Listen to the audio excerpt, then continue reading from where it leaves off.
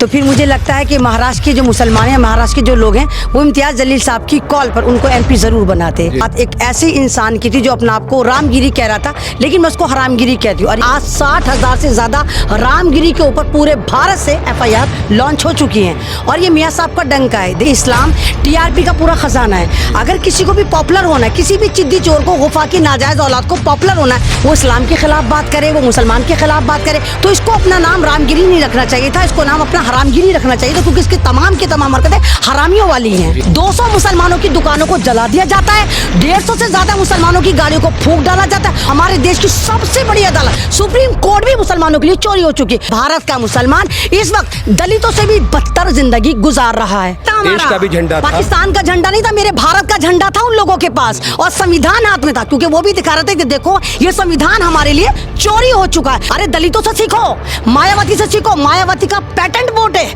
उनको पता कि मायावती जीते हारे, लेकिन उनका वोट फिक्स है। मेला टाइम्स में आपका खुशामदीद है। आज जैसा कि आप जानते हैं, तमाम सोशल मीडिया प्लेटफॉर्म और एक्स पर अगर खोल कर देखो तो एक ही चीज़ चल रही है, और वो है औरंगाबाद से लेकर मुंबई महाराष्ट्र तक का जो है एक रैली नहीं कहेंगे, रेला कहेंगे, जो इम्तियाज़ जलील और AIMIM के जो कार्यकर्ता हैं उन्होंने निकाली, तमाम मुसलमानों ने निकाली। और वो रैली निकाली क्यों है? क्योंकि एक चेतावनी दी गई थी इम्तियाज़ जलील की तरफ से कि अगर आपने रामगिरी पर कार्रवाई नहीं की, क्योंकि उन्होंने हुजूर की शान में गुस्ताखी की थी, तो हम जो है एक बहुत बड़ा इसके खिलाफ प्रोटेस्ट करने वाले हैं। तो वो प्रोटेस्ट हो चुका है, लगभग रैली निकल चुकी है। मेरे साथ अहमद रिजवी मौजूद है, जो अपनी बात बहुत मुखर तरीके से रखती हैं, साफ स्पष्ट तौर पर रखती हैं। जानना चाहूँगा क्या कुछ कहना चाहेंगे जो रैली हुई है, इसके बारे में आपका क्या ख्याल है? देखिए, आपने पहले कहा कि ये मीम पार्टी की तरफ से कॉल थी। देखिए, मुसलमानों की तरफ से कॉल मुसलमानों के लिए थी, और अगर इम्तियाज़ जलील साहब अपनी ही पार्टी की तरफ से एक कॉल देते, तो फिर मुझे लगता है कि महाराष्ट्र के जो मुसलमान हैं, महाराष्ट्र के जो लोग हैं, वो इम्तियाज़ जलील साहब की कॉल पर उनको MP ज़रूर बनाते। यहाँ पर बात इस्लाम की थी, यहाँ पर बात एक ऐसे इंसान की थी जो अपने आप को रामगिरी कह रहा था, लेकिन मैं उसको हरामगिरी कहती हूँ। और ये वाला मुद्दा पूरे 1.5 महीने पुराना है, और बहुत इंटरव्यूज़ हमारे भी इसमें वायरल हुआ, और हमने खुद कहा कि देखो, लिखतम और बख्तम में बहुत फ़र्क है। बख्तम में हम आपको बता सकते हैं कि यहाँ पर ये हो रहा है, वहाँ पर वो हो रहा है, लेकिन लिखतम में आप बहुत ज़्यादा मजबूत होते हैं। और अल्हम्दुलिल्लाह ये हमारी बहुत बड़ी कामयाबी कि आज 60,000 से ज़्यादा रामगिरी के ऊपर पूरे भारत से FIR लॉन्च हो चुकी हैं।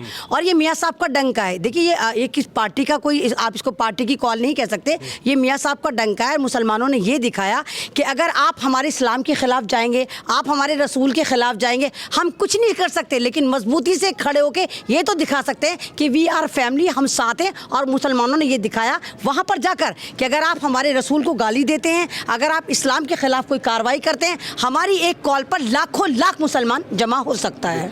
ये जो एक आज रैली निकली है, इसका क्या असर होने वाला है? और दूसरी चीज़ कि रामगिरी महाराज 1.5 महीना हो गया, 1.5 महीने से ज़्यादा हो गया, कार्रवाई क्यों नहीं हो पा रही है? अभी देखिए, ये लोग, जब मैंने कहा ना कि रामगिरी को ना आप जानते थे ना मैं जानती थी, लेकिन जब इन लोगों को एक तरह से पॉपुलर होना होता तो इस्लाम से ज़्यादा, मैंने पहले भी बोला कि इस्लाम TRP का पूरा खजाना है। अगर किसी को भी पॉपुलर होना है, किसी भी चिद्दी चोर को, गुफा की नाजायज़ औलाद को पॉपुलर होना है, वो इस्लाम के खिलाफ बात करे, वो मुसलमान के खिलाफ बात करे, वो हिजाब के खिलाफ बात करे, वो दाढ़ी को टारगेट करे, वो मदरसे को टारगेट करे, वो मुसलमान को टारगेट करे, तो वो पूरा एक इंटरनेशनल वायरल हो जाता है। और आज देखिए कि जिसके गली के कुत्ते नहीं पूछते थे रामगिरी को, आज पूरे हिंदुस्तान में नहीं, पूरी दुनिया में उसकी चर्चा हो रही है। और देखिए, इसने अपना नाम रखा रामगिरी। गिरी किसको कहते हैं? गिरी कहते हैं किसी भी चीज़ की रूह को। गिरी एक बीज होता है। अगर हम गन्ने की खेती करें तो उसका बीज डालते हैं, उसकी वो डालते हैं, आम की करते तो आम की वो डालते हैं।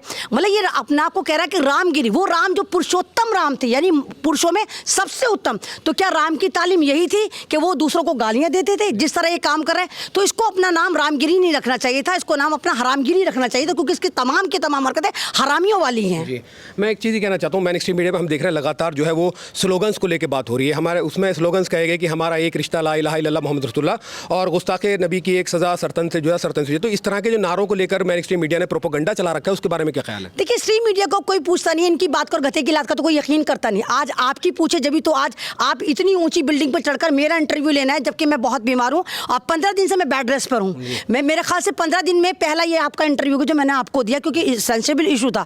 तो मैं तो नहीं मानती कि स्ट्रीम चैनल की औकात 2 कौड़ी की भी। ये भौंकते हैं, ये बारूद मीडिया है। ये जैसे माचिस की कीमत कभी नहीं बढ़ती, माचिस हमेशा 1 रुपए की थी और 1 रुपए की आती, क्योंकि बारूद को जलाने के लिए एक तीली की जरूरत पड़ती है और वो हमेशा सस्ती होती है। तो ये बारूद मीडिया ये कुछ भी आग लगाता रहे, सर तन से जुदा या कोई सा भी करता रहे। अगर सर तन से जुदा मुसलमान बाकी ये वाला हाल करते तो आज हमारी मस्जिदों को शहीद नहीं करा जाता। आपको मालूम है कि तेलंगाना, जहां पर अभी जैनूर में 5 सितंबर के करीब 5 सितंबर के दिन वहां पर दंगे फसाद कोऑर्डिनेट करेगा, जिसमें 200 मुसलमानों की दुकानों को जला दिया जाता है, 150 से ज्यादा मुसलमानों की गाड़ियों को फूंक डाला जाता है और 4 बड़ी बड़ी मस्जिदों को वहां शहीद कर दिया जाता है। लेकिन तमाम वो न्यूज जो है वो दिल्ली तक नहीं आती। अगर मुसलमान वाकई इतने पावरफुल होते भारत में और उनके साथ संविधान होता, देखो भाई भारत में मुसलमान के लिए तो संविधान चोरी हो चुका, मुसलमानों के लिए अदालतें चोरी हो चुकी हैं, हमारी लोअर कोर्ट जो है वो मुसलमानों के लिए चोरी कर दिए गए, हमारी हाई कोर्ट मुसलमानों के लिए चोरी हो चुकी है, हमारे देश की सबसे बड़ी अदालत सुप्रीम कोर्ट भी मुसलमानों के लिए चोरी हो चुकी है, क्योंकि हमारे ऊपर जितनी भी कार्रवाई होती है वो एक तरफा होती है। और मुसलमानों के लिए संविधान का सबसे जो बड़ा सटीक नाम है वो बुलडोजर है। तो जितनी अदालतें इनको या तो इन पर ताले ठोक देने चाहिए या इनको कैरम, लूडो और शतरंज दे देनी चाहिए कि ये वहां पर बैठ के आराम से खेले, क्योंकि हमें तो इंसाफ इन अदालतों से बिल्कुल नहीं मिलता है। जब भी हम कोई बात कहते हैं कि हमारी सुनो तो हमारे मकानों को बुलडोज कर दिया जाता है। आपने देखा कि शहजाद अली जो मध्य प्रदेश के थे, जिन्होंने इसी रामगिरी के ऊपर कहा कि इसने वाला गलत स्टेटमेंट दिया, तो ये देखिए कि उनकी 60 करोड़ की बहुमंजिला इमारत जो अभी बनी रही थी, बुलडोजर आता है, उनकी कोठी को तोड़ता है, उनकी गाड़ियां जो खड़ी थी उनको भी तोड़कर चला जाता है। तो मुसलमानों को दलित बनाने की तैयारी ये चाहते हैं कि मुसलमानों के मकानों को बुलडोज करा जाए, उनके कारोबार को हथियाया जाए, उन पे यूएपीए लगाई जाए और उनको दलितों से बदतर कर दिया जाए। क्योंकि अगर आप जानते हैं सच्चर कमेटी 2002 में रिपोर्ट दे चुकी है कि भारत का मुसलमान इस वक्त दलितों से भी बदतर जिंदगी गुजार रहा है। आपने संविधान की बात की है, इम्तियाज जलील जब रैली लेके निकलते हैं तो आपने देखा होगा हाथ में संविधान की एक बुक टाइप उनके हाथ में झंडा थी, भी था हमारा, झंडे भी था, झंडा भी था हमारा, देश का भी झंडा था, पाकिस्तान का झंडा नहीं था, मेरे भारत का झंडा था उन लोगों के पास और संविधान हाथ में था, क्योंकि वो भी दिखा रहे थे कि देखो ये संविधान हमारे लिए चोरी हो चुका है, हम लेकिन इसी संविधान को लेके बैठे और बैठे रहेंगे। इसका कुछ असर होने वाला है? अब देखिए असर तो कुछ नहीं होने वाला, लेकिन मुसलमानों ने अपनी पावर दिखा दी कि मियां साहब को बावला मत समझना कि मियां साहब एक कॉल पे कहीं जमा भी हो सकते हैं और एक गिलास में आप उतना ही पानी भर सकते हैं जितना भरा जा सकता है। अब अति हो गई। अगर आप ये चाहते हैं 80-20 का खेला खेल करके आपने मुसलमानों की जो ऐसी तैसी मार रखी है, हर जगह मुसलमान को आप टारगेट करते हैं, किसी भी मुसलमान को पकड़ के जेल में ठूस देते हैं। एनआरसी के नाम पे हजारों हजार मुसलमान अभी भी जेल में भरा हुआ है, उन पे कोई कार्रवाई नहीं होती, उनकी कोई सुनवाई नहीं होती, उनको कोई जमानत नहीं मिलती, उनको कोई पैरोल नहीं मिलता। तो आपको क्या लगता है कि आप जुल्म करते रहेंगे? लेकिन हमारी सुप्रीम कोर्ट, भारत की सुप्रीम कोर्ट बेशक चोरी हो सकती है, लेकिन मेरी सुप्रीम कोर्ट जो अल्लाह बैठा है ना, तो वो चोरी हो सकता है और वो सब देख रहा है। और हमें पता है कि इस काली रात के बाद भारत के मुसलमानों की नई रोशन सुबह जरूर आएगी। लास्ट क्वेश्चन पूछना चाहूंगा कि इम्तियाज जलील साहब से सवाल भी किया गया था कि वो कहीं ना कहीं इस रैली के थ्रू अपनी राजनीतिक रोटियां सेक रहे हैं, तो आपको लगता है कि ऐसा है? देखिए पॉलिटिकल पार्टी है और महाराष्ट्र में इलेक्शन है, जाहिर सी बात है हर पॉलिटिकल पार्टी कोई ना कोई एजेंडा उठाती है। अगर मीम पार्टी ने ये एजेंडा उठाया है तो बहुत अच्छा एजेंडा उठाया है, क्योंकि इससे उन्होंने किसी की भावना आहत नहीं करी है।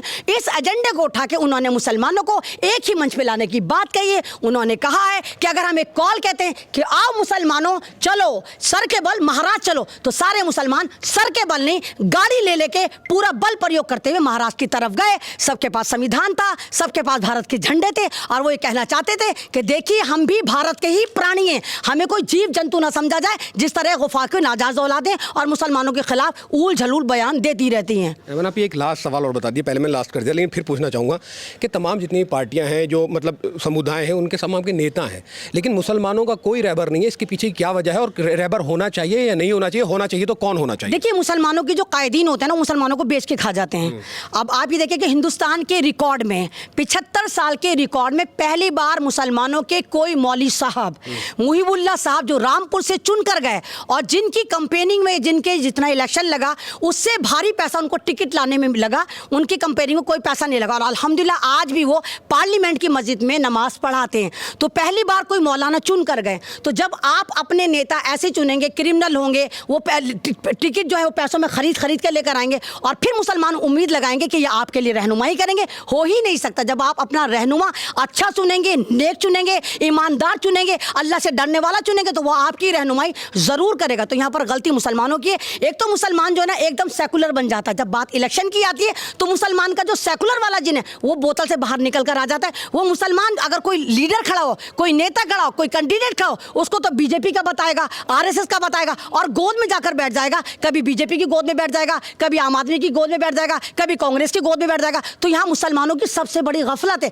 अरे दलितों से सीखो, मायावती से सीखो। मायावती का पैटेंट वोट है, उनको पता है कि मायावती जीते हारे लेकिन उनका वोट फिक्स है। मायावती की आज की डेट में ना तो एक MP है ना एक विधायक, उसके बावजूद उनका 40% दलित वोट फिक्स है। जी बहुत बहुत शुक्रिया हमसे बात करने के लिए। मैं आप तमाम लोगों से सिर्फ यही कहना चाहता हूं कि जो रैली है वो कहीं ना कहीं जनशक्ति प्रदर्शन है और ये दिखाया गया है कि अगर ज़्यादा सर से पानी ऊपर जाएगा तो एक कॉल पर कहीं भी मुसलमान हिंदुस्तान के किसी भी कोने में इससे भी ज़्यादा तादाद में इकट्ठा हो सकता है। अल्लाह की आवाज़ भी आ गई। अल्लाह की आवाज़ भी आ गई, अजान भी हो रही है। मिल्लत टाइम्स के लिए मैं मजहर खान, ओखला से कैमरा पर्सन तमन्ने के साथ। मिल्लत टाइम्स को जारी रखने और मजबूत बनाने के लिए हमारी आर्थिक सहायता कीजिए। ये एक आजाद मीडिया हाउस और कमजोरों की आवाज है। आप हमें देखें, सुने, पढ़ें और हर महीने ज्यादा नहीं सिर्फ 100 रुपए से मदद करें। डिटेल्स डिस्क्रिप्शन में मौजूद हैं।